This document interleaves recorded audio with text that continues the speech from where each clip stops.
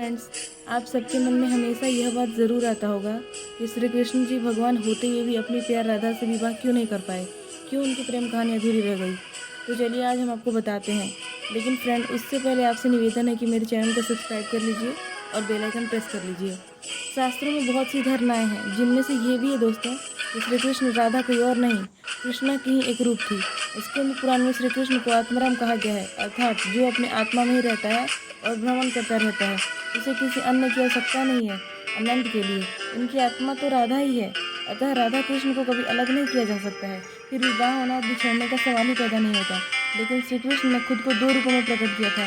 यह भगवान का मनोरूप है। पुराणों में इनके रूप को रहस्य, महत्वधारी और धर्म से जोड़कर दिखा गया है।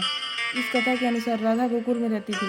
एक बार उनकी अनुपस्थिति में श्री कृष्ण अपनी दूसरी पत्नी रेजा के साथ घूम रहे थे। तभी राधा आ गई और रेजा पर नाराज होकर भला बुरा कहकर चली गई। ये सब श्री कृष्ण के दोस्तों को अच्छा नहीं लगा। तब श्री कृष्ण के सेवक और सुदामा को जब ये सब ठीक नहीं लगा तो वो राधा को भला बुरा कहने लगे। तो राधा क्रोधित होकर सुदामा को श्राप दी कि अगले हर जन्म में तुम राक्षस ही होगे। इस पर सुदामा ने भी पृथ्वी पर जन्म लेकर भी श्री कृष्ण से नाम मिलने की राधा को श्राप दे दिया। सुदामा ने पृथ्वी पर जन्म लेकर भी राधा को श्री कृष्ण से 100 वर्षों तक बिछड़ने का श्राप दिया।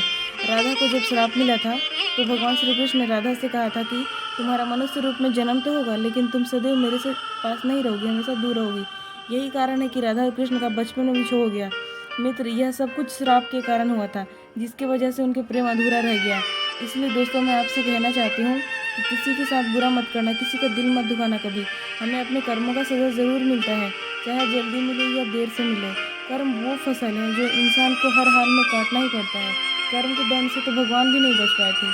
हम लोग तो इंसान हैं फ्रेंड्स, इसलिए अच्छे कर्म करिए और लोगों की जितना हो सके मदद कीजिए। किसी को कभी दुख मत दीजिए, क्योंकि कर्म वो फसल है जो हर इंसान को हर हाल में काटना ही पड़ता है। जब भगवान खुद नहीं बच पाए थे कर्म से, तो हम लोग तो इंसान हैं। Okay friends, thank you. इसी टाइप की रोचक कहानियाँ जानने के लिए आप सब मेरे चैनल को सब्सक्राइब कर लीजिए और शेयर ज़रूर कर लीजिए। Thank you.